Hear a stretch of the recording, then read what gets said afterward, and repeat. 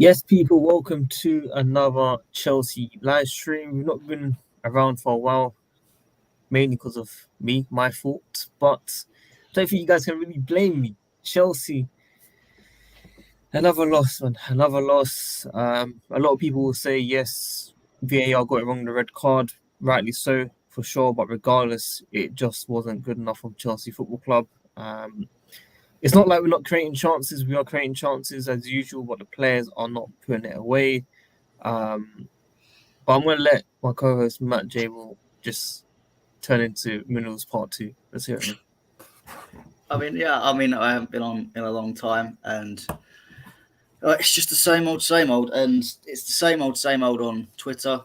Uh, Ridiculously amount of bad takes and just hyperbole. I'm looking at just deleting the app at the moment for tonight because I can't be asked to see the rubbish that goes on there. But we simply aren't good enough at the moment. Do I think this can change? Yes, if changes are actually made and we are proactive in making changes. What It, changes are we talking about here, manager? no, well, not No, I anytime have to soon. ask you directly. I have to ask you directly. That's why. You cannot. It is incomprehensible to sack a manager after 7 games Mm. Yeah, because I agree. one, no top manager is going to take you seriously. If you after saying both times that you want these managers as long-term managers and you're going to sack them after 7 games. Well, it's not been seven. It's been 7 pretty poor games, but with a squad that is very young and is going to make mistakes. I don't think any top class manager, not that there's any of them about at the moment, free, bar Zidane, but Zidane's not going to come. But bar Zidane, there is no top class manager available that's going to take this on. Even the non-top class managers are going to look at this and go, if I'm going to get sacked in 7 games time, I'm not going to bother taking it unless they want a nice paycheck. So it's just silly, stupid. I think Poch is at fault for certain things. Players are not performing on the pitch as well, but Poch has got to change some things. But it doesn't mean Poch is making a mistake. So it's instantly just sack him. That's not how you do things. You allow him to try and change his ways. If he doesn't change his ways, then time will run its course, and eventually he will get sacked for them decisions. But you've got to allow him to try and change his mistakes, and this doesn't happen over 1, 2, 3 games, especially when you've got the number of. I'm not even going to say injuries, just the amount of squad change as he's had to deal with. Are we in a relegation battle?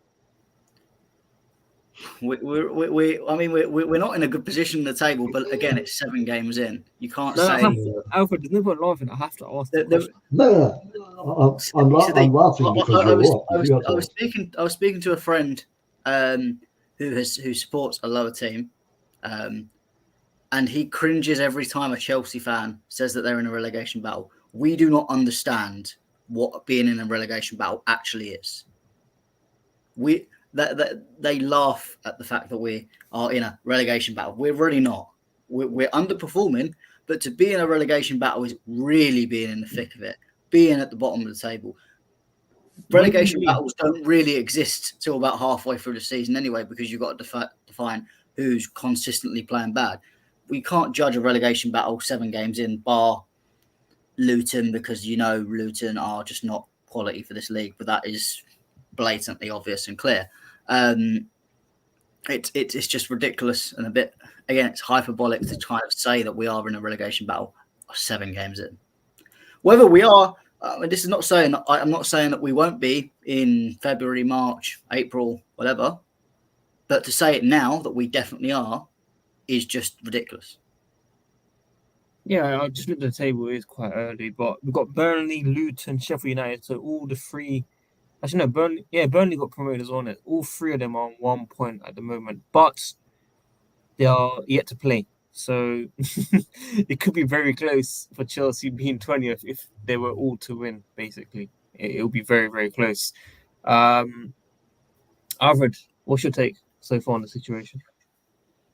Well, I hate to be that guy, Matt, but technically, if you're even if you're not at the bottom of the table, if you are in the relegation zone or just above it, as long as you are there and starting and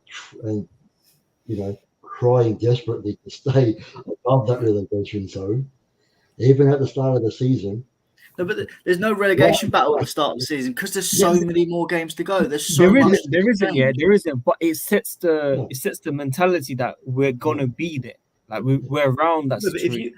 you've got to believe at the start of the season that you can get out of it. If you just go, we're in a relegation battle. How do you expect your confidence to change? How do you expect your mentality to change? If you accept you're in a relegation battle at the start of the season, unless you're a Luton, it's different for a Luton because they're fighting to come up. But especially as a big club as we are, you can't be looking at us at 7 games a season and say we're in a relegation battle. No, of course not. But and don't forget, when you look at these 7 games, even when the fact that we've been playing poor, some of these games are fine margins that could have easily resolved the round, and then you'd be much higher up the table. Obviously, they haven't, so people say, "Oh, if buts and maybes." I get that. But I'm glad to hear you say that. Actually, it's the point of things do change around. I do think Poch is smart enough to change these things. Whether I'm not saying they're all to do with injury. Some of them are just blatantly tactically because that one example is there's 3 left backs on the bench and a centre back's playing left back. That's not, for me. Poch has got to change that, and there's no excuse injury wise for that.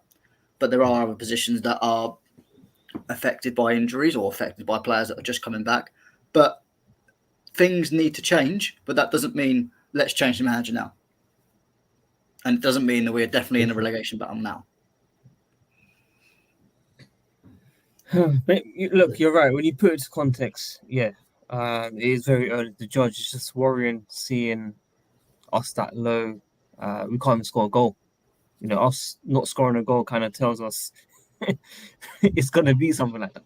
Nicolas I can't Jackson. believe it, lads. I cannot believe the level we have sunk to at this football club. Yeah. One of the most beautiful football clubs of the last 20 years.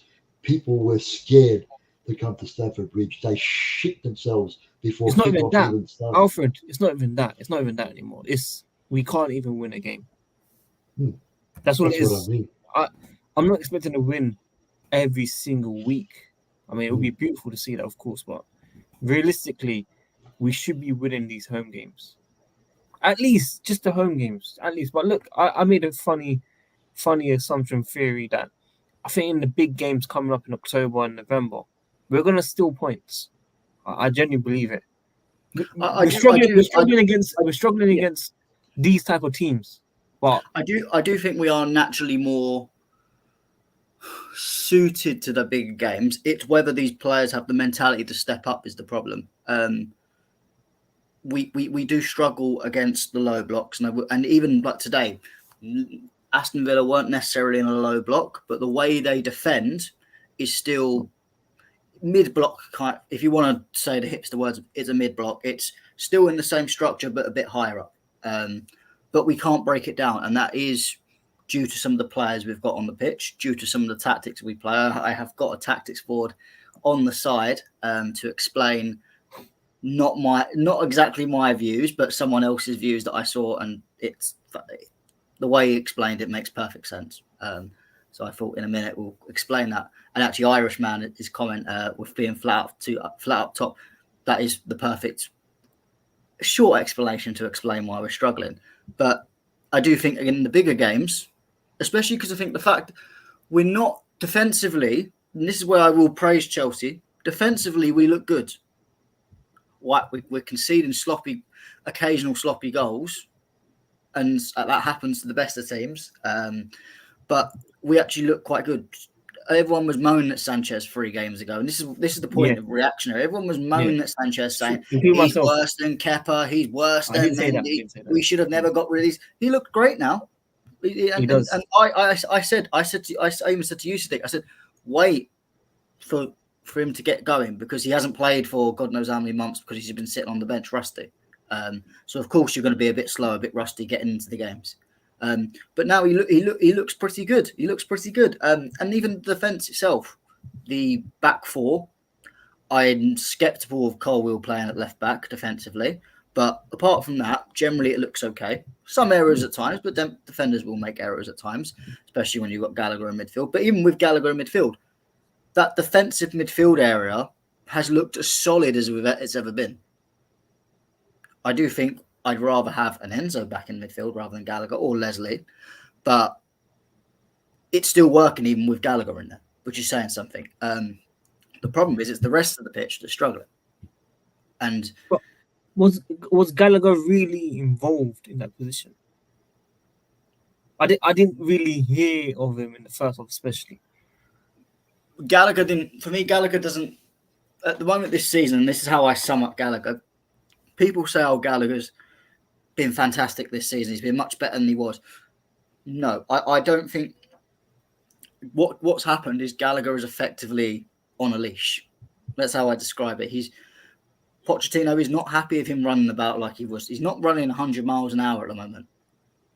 Pochettino is telling him to operate in his area, play safe, and you'll make less mistakes. And that's true. Gallagher is making much less mistakes on the ball as he was before. But it's because he's playing within himself. And the fact that to look better, you have to play within yourself, that's already a problem. Gallagher is just not he's not starting quality for this team. I don't mind him being in the squad because for some games in some certain roles, Gallagher is needed. But I would much rather an Enzo Fernandez drop into that role and actually play from deep like Enzo Fernandez wants to do, almost like how Rodri will do, almost like how other Man City fielders will drop into that pivot and play long balls over the top. Because that's not really happening because Caicedo isn't necessarily someone that flings in loads of balls. Gallagher certainly doesn't do that. So it's coming from Silva and Disasi only, and they're further back. So when you're doing it from them, it's a bit more predictable because the ball's taking a lot more time to travel. So that's the only change I'd make. But even then, it's still working to an extent defensively. It's just attacking that's not working. Why is attacking not working? Look, Mudryk. I felt Mudryk was quite good in the first half. Yes, he lost the ball a few times, but I saw crosses, I saw through balls, I'm being serious. You can laugh and say I'm a professional player, but I would have done a better job. I'm being brutally honest. I would have finessed that chance in. I'm not joking. Morata would have scored that. I just think if we're not actual professional footballers, we should not be telling professional footballers how to take individual honestly, chances. come on, you would have scored that. Would I? I actually yes. I actually don't think I would have scored that, by the way, because I'm terrible up front. But there you go. I would have finished in 100%. But were you talking about Mudryk as your original point? Yeah, Mudryk. I felt like he lost the ball 3 times, but he was risk taking though. My problem with Mudryk is it doesn't help that he has to do everything on his own on that left side because Colwill was not pushing up as much as he should. He's not acting as a attacking fullback because he's not an attacking fullback. So you can't. I am not going to criticise Colwill for doing something that's not his job, not what he's supposed to do. It's not his position. So this is why I defended other players for this exact problem before. Your Ruben Loftus-Cheek when he was playing at wing back, your Pulisic, even Bumson Odoi. I would not criticise him defensively. I would not criticise him defensively at wing back because that's not his role. Attacking is a different question because that's his role. But that's why I will criticise Colwill for defending in left back position, but I won't criticise attacking. But the problem is Mudryk is isolated because he's not got anyone around him to help. Because Enzo will drop deep. Colwill won't go up, so it is just Jackson. But the problem is with Mudryk at the moment is he just looks too predictable. You know all he's going to do, and he does make the occasional pass, and I think he needs to do that more. But when he gets the ball, he just wants to drive at the defender. And my problem is the amount of times he gets tackled by that first defender. Like we know he's good at that, but if a player knows what he's going to do, they know how to set up against him, and they know he's going to do it. So they know how to set up and how to tackle him and how to deal with it. Mudryk needs to mix up a little bit, and I'm just seeing the same predictable thing. Sometimes it does work out, and then we look and go, "Oh, look how great Mudryk is." But most of the time, it's not, because the defenders are, unless they're stupid. I'll take that. I'll take that right now. No, but that's the problem. I mean, this is why when I looked at my lineup, I would prefer at the moment Sterling to move over to the left and Madueke to play on the right, because Madueke, he's been on and off of injury, so I can understand why he's not necessarily playing today and hasn't been playing. But when he has played and when he does play, he doesn't just, he dribbles, and he's a very good dribbler, but he will make passes. He's a bit different. He does a bit different. He's not as predictable, and especially on that right, I think he can make you have Sterling on the left who has the experience to work on his own, and he has done it before for England. Countless times he's had to work on the left on his own and create chances from nothing. So I think he's more adapted to doing that job if Colwill was going to play at left back. But then Madueke, I think, can also combine really well with Gusto, who, like Sterling, was in the first half, and that's why most of our chances come from the right. I just at the moment I just don't see enough, and tactically in Madrid, I don't feel he's tactically aware enough. And people were talking about a loan, and I look at him. Maybe does he need just some consistent game time somewhere else on loan? It sounds stupid to send out a £60 million player on loan, but he just needs. I think he just needs game time. You look at him and you can understand that he's only played 27 or 28 games before he come to Chelsea. He's just raw and too raw at the moment for me. Yeah, it's frustrating, man. Nicolas Jackson, it's frustrating me so much. But Nicolas, this thing I have with Nicolas Jackson, I think he's missed some chances, and not necessarily today. I think other chances he's missed in other games have been more not good. But I'm looking at other teams. I'm looking at not just Haaland, but there's other players in other teams. Strikers will miss chances, and not many strikers are actually that today in these days. I don't see many clinical strikers. Strikers will miss chances, but the difference is that a lot of these players are getting, like Haaland, for example, with Man City, who we are aspiring to be, so we can make the comparison.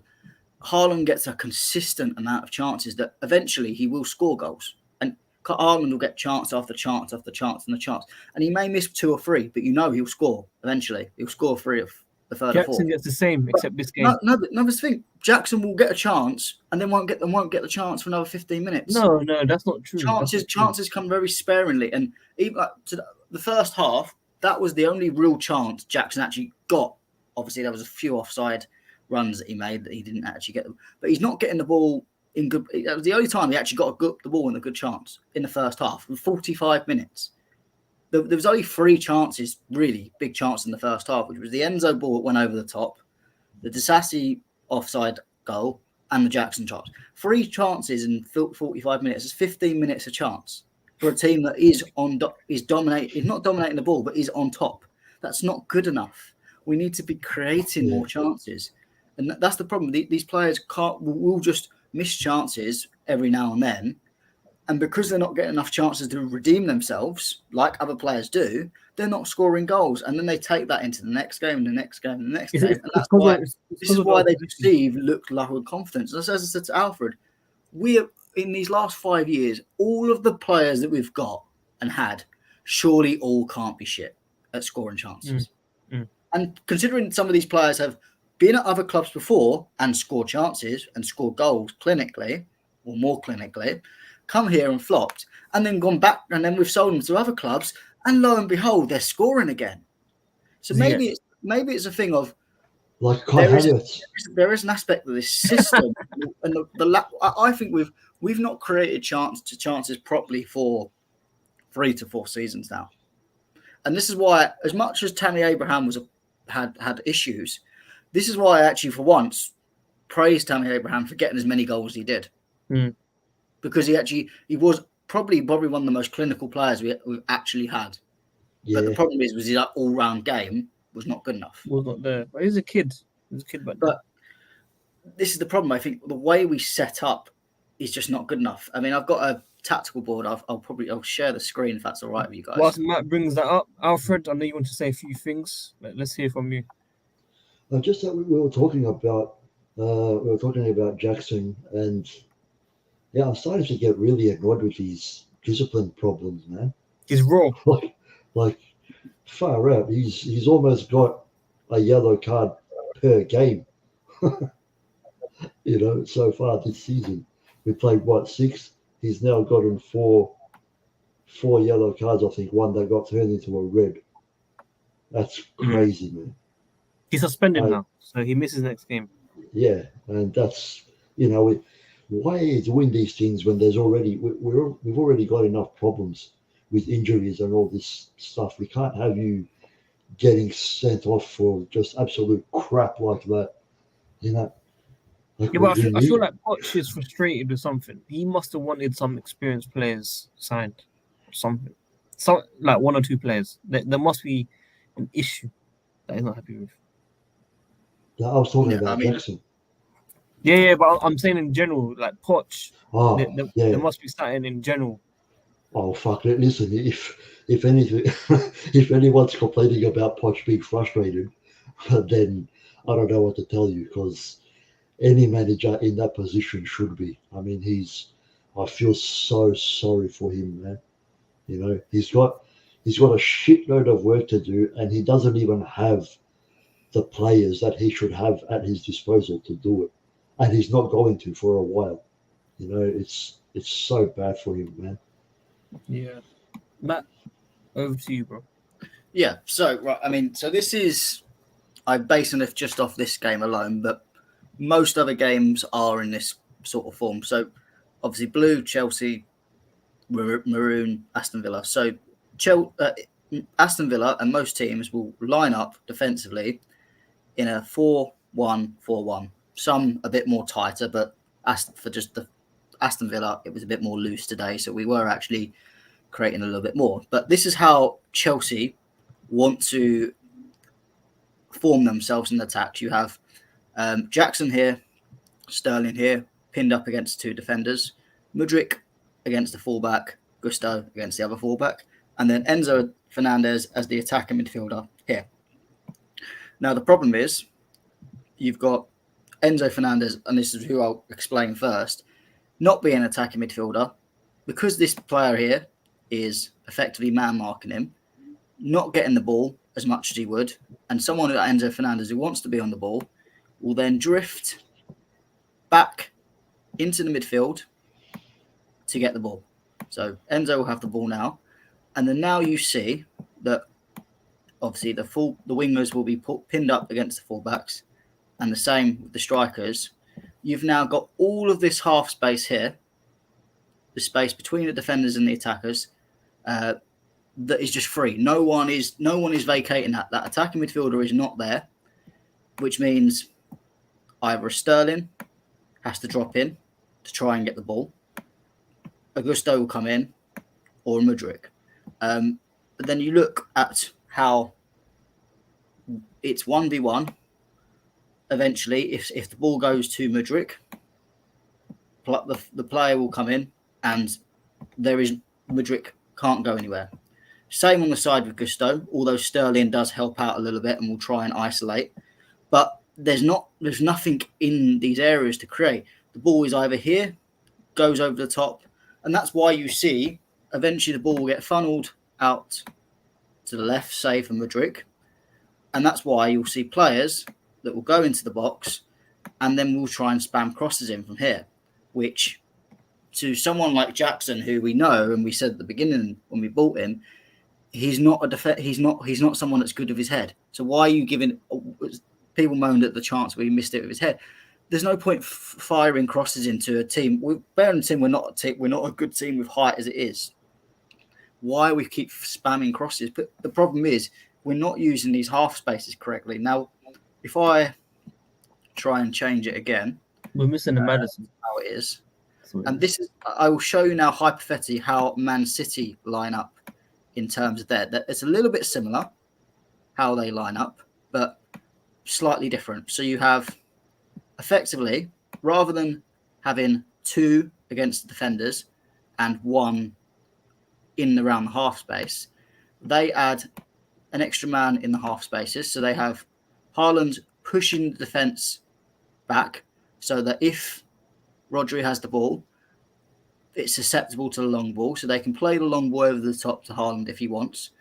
But they'll have the two central midfielders in the half spaces, so then they can work the ball forward and play in this kind of diamond area and work within the half spaces.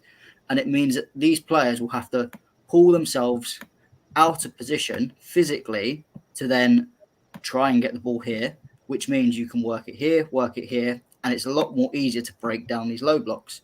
Even with the wingers, you're playing this way, these players will have to focus with the half spaces. So you're pinning 1v1, either Doku or Foden or Grealish or whoever against the fullback, and they're able to run either invert or they can dribble on the outside and cut the ball back.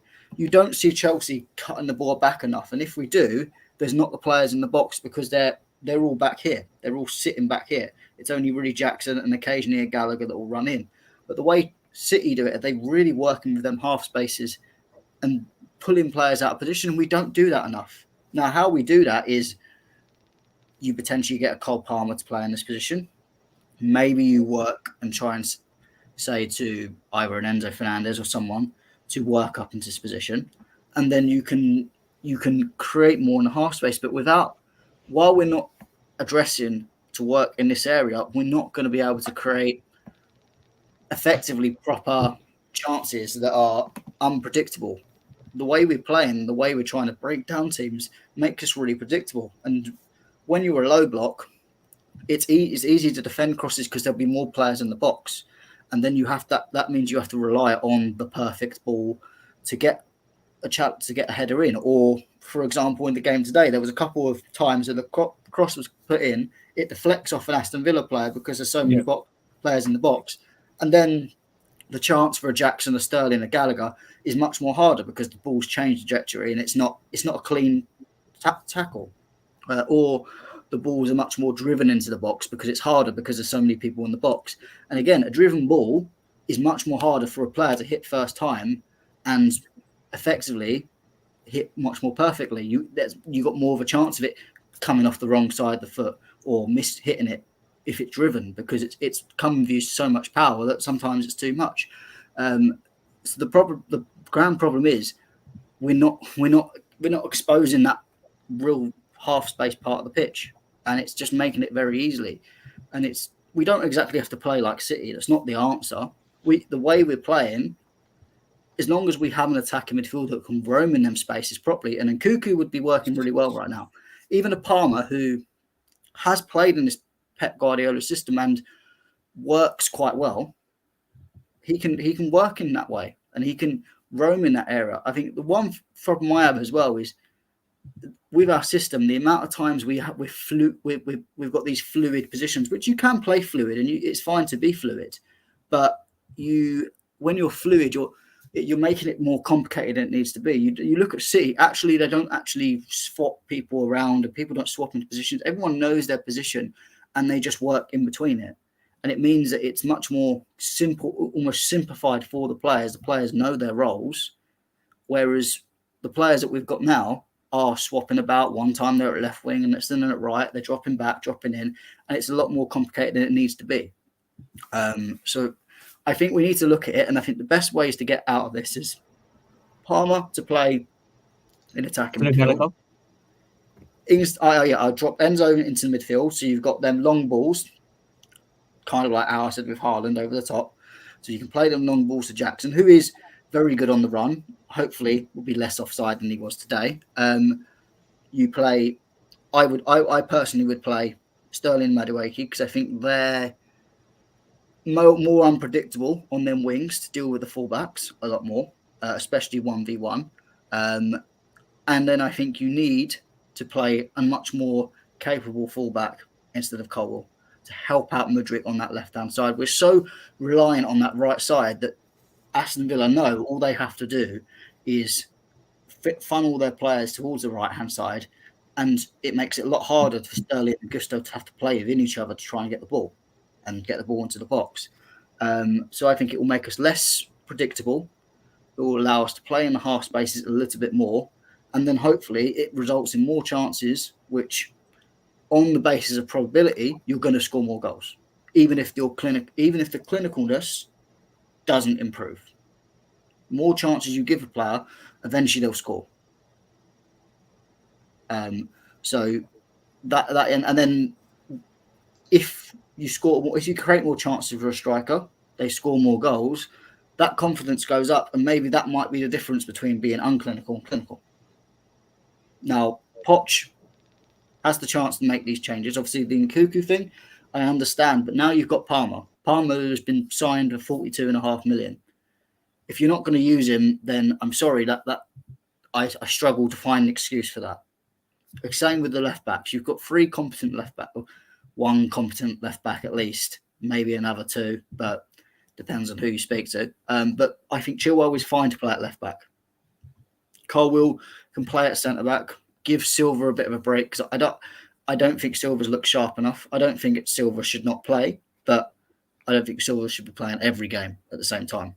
And then eventually, with injuries coming back, it gives us a little bit more flexibility in terms of options rather than what we've got now. But that's not necessarily the only reason we're struggling. We're struggling because the tactics are not good enough at the moment.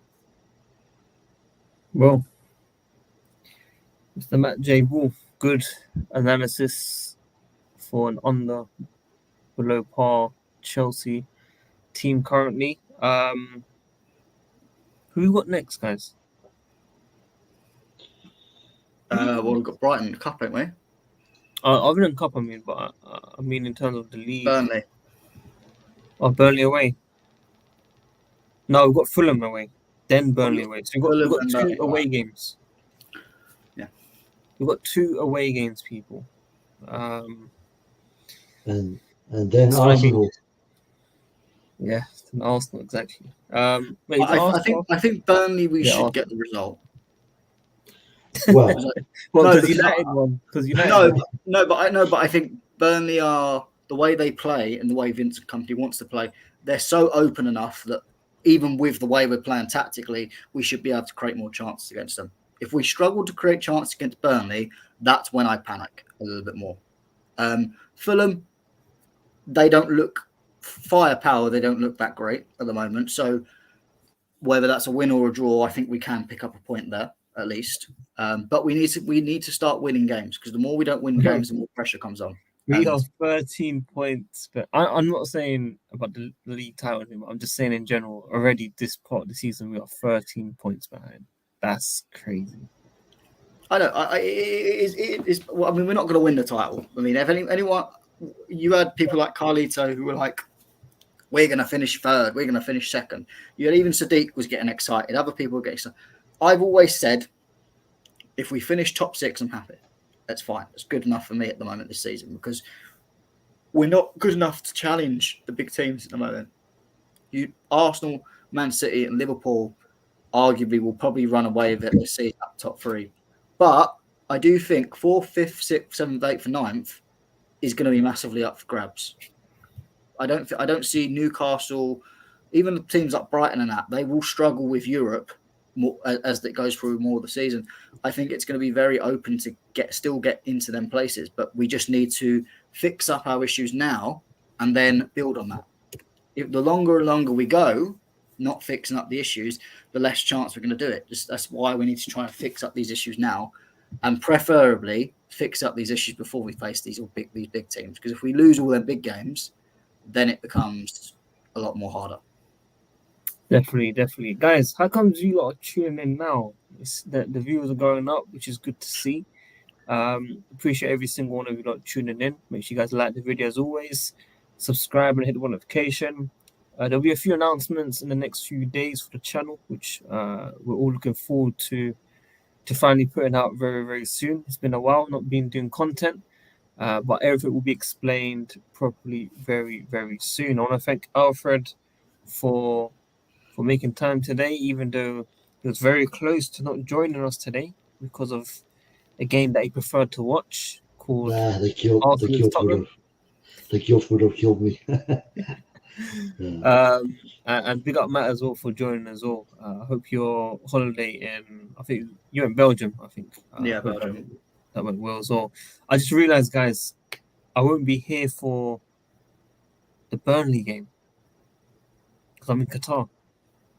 Oh yeah, I Oh, remember you said Is lucky it fucking Burnley game? bastard. Was it Fulham? I think it's. Hang on, let me just double check. Sorry, because I'm away from the 6th until the 9th. So yeah, I'm missing the Burnley game. So if Matt J. and Alfred are free, they will be hosting without me, unfortunately. And I'll try to tune in. You got to give me the StreamYard login first. I do. I'll give you my actual email and password actually. So yeah, we'll sort something out for sure very, very soon. But yeah, I'll be away Yeah. for the Qatar. I'll be landing there on Friday the 6th at 5 p.m. and then I got to go straight to the qualifying at 8 immediately. And then the sprint on Saturday, qualifying and race. And Sunday race. And as soon as the race is done, I have to fly back to London because I got work on Monday. They didn't give me the day off, which is very, very frustrating. So no sleep on a Monday morning for sure. Straight to work. But yeah, guys, enough of me talking. Big up every single one of you lot tuning in. Alfred, go enjoy Mortal Kombat and FIFA if you got early access and stuff like that. Forget about Chelsea for now. Matt J. Ball, I don't know if you saw F1, but yeah. Yeah, I was up at 5:30 in the morning. It's back to boring. Like I hope I'm Do praying you know what? I was getting so pissed off with Perez. Same. I don't know what he was on today. How that first corner? No one he's not crashed. penalised for that. Yeah, but no one crashed. The way Hamilton kept it on, I was like, fair enough, fair play. But And George Russell crying was I love that, George Russell. But yeah, hopefully Qatar. I think Qatar will be the same story as Suzuka. But if you get anything similar to Singapore, I would have been so happy. Well, hopefully, all I care about, as long as Mercedes beat Ferrari second in constructors, and now Perez is flopping, Hamilton's getting close to that second place. If Hamilton gets second place in the Drivers' Championship and Mercedes is second in the constructors, that's all I ask for this season. Yeah, And a win. We need one win. Yeah, win somewhere. Win Brazil. It'll probably be Brazil, right? Brazil, yeah. Go on, let's go. Because Verstappen hit Hamilton last time, and then Russell won. He was very, very lucky. But anyway, guys, we'll see you guys very soon. More games coming out in the next 2 weeks. So yeah, content thick and fast. I think Matt has some ideas that he wants to bring on the channel as well, which we'll get into very, very soon. Until then, we're out, man. Peace. Peace.